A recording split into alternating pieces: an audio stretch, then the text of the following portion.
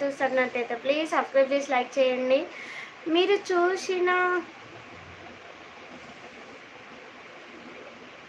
తొక్కలో మూవీ తొక్కలా ఉంది, తొక్కలో మూవీ టికెట్ బొక్క అనిపించిన మూవీ ఏంటి? అయ్యయ్యో!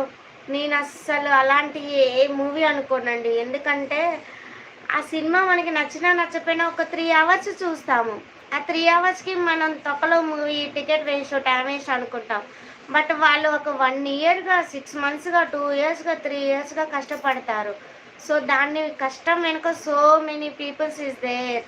ఎంతమంది కష్టం ఉంటుందో. సో, అందులో అలా అని ఎవరిని మనం బాలేదు అని హర్ట్ చేయడం నాకిష్టం ఉండదండి.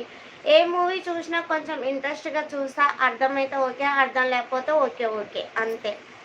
అర్థమైతే సూపర్‌గా ఉంది, బావుంది అనుకుంటాను.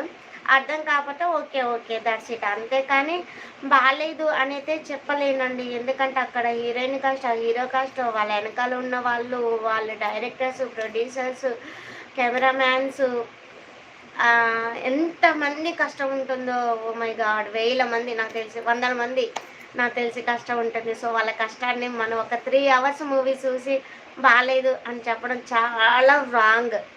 సో, పోతే పోయినాయి. మనకి ఎన్నో చోట్ల మనీ పోతున్నాయి. సో, ఆ మూవీ చూసి కొంచెం రిలాక్స్ అవుదామని ఎళ్తాం.